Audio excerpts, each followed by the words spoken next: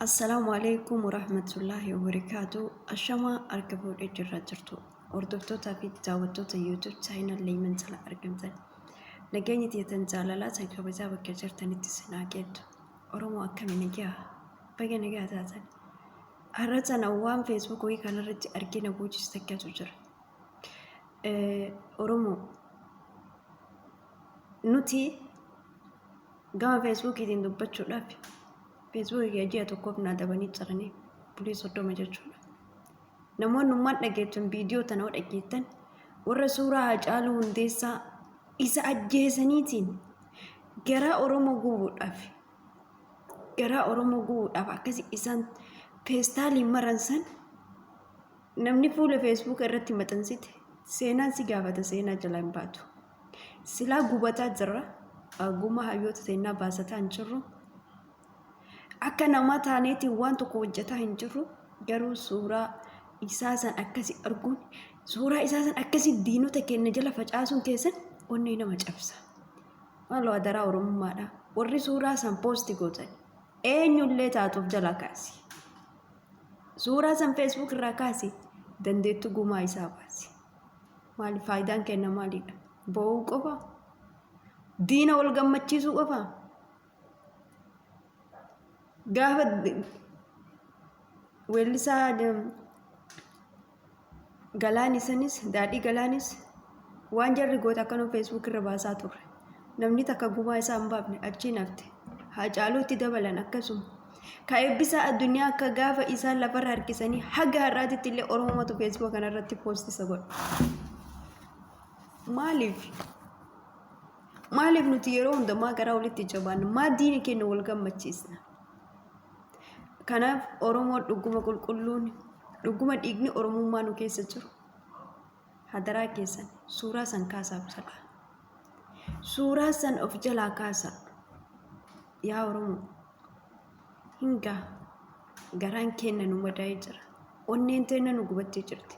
Ana silaa ijjiti yana baduudhaaf deemte osoo hin bu'u. Jawaar Faanti nama isaanii dubbatu dhabaaf, nama isaanii falmatu dhabaaf. Nama dukkana san keessaa isaan baasu dhabaaf har'a mana hidhaa san keessatti guyyaa 7 nyaata malee oolaa jiran torbaan tokko jechuudha. Kaji'a 7 mana hidhaa san keessa hidhamanii dararamu xiqqaateetiin. Bakka nuti Facebook irratti laayikii koomantii qofa barbaachaaf ilmaan Oromoodhaan nuti akkamitti suuraa goota kanaa Facebook irratti baafa?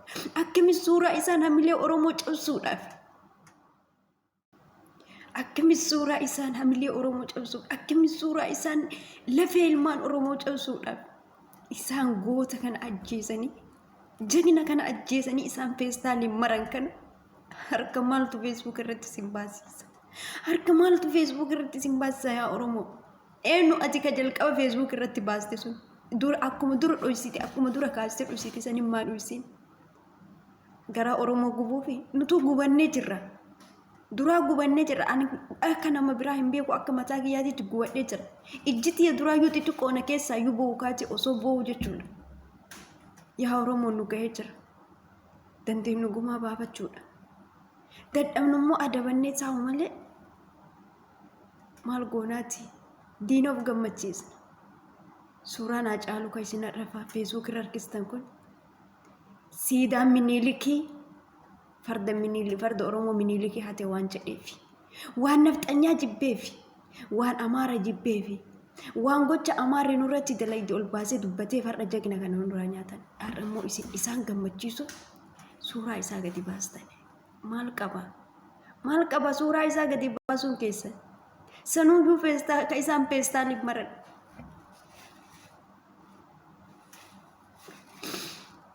Ka isaan feestaaliin maranii ka isin Facebook irra poosti goota ani haabatu silaa isaanuu ajjeesne waan goone amma booda ka'ee nun argu jechaaf isaanuu akkas godhanii miti.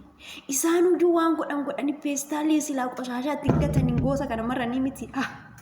Yaa Oromoo kan osoo argitan feestaalii isaan itti maran reeffa Haacaaluu san poosti godhan harka maaltu fuula Facebook keessa irra poosti isin goosisa?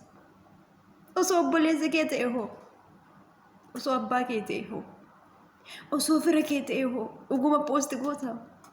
Haacaaluun immootu fira keenyas, obboleessa keenyas, abbaa keenyas, dhiiga keenyas nuuf qaaliidhas. Isa tokkocha nuuf qaaliidha.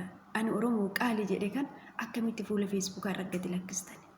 Akkamitti suuraa isaan akkasii hamilee Oromoo cabsuudhaan akka Oromoo mataa waliin qabanne suuraa san isaan akkasii kaasan anaa nyaatu.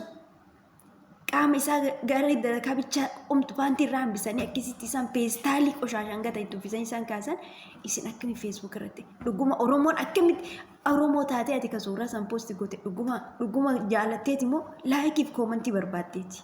I'm sorry baay'ee isinitti gadda. Hadaraa Oromummaadhaaf. Suuraa san kaasaa. Akka suuraa san argeejjisii rabbootti duraayyuu boo'icha kalee eengaddaati walitti qabe ikkina keessaa ba'u kaasee jirti. Yaa Oromoo kaasaa suuraa san feesbuuk keessan irraa. Ani ittiin gammanne kaasaa. Diina nu gammachiisaa jirtan malee bu'aan buusaa jirtan takka hin jiru. Maaliif akkana wal goona nuti?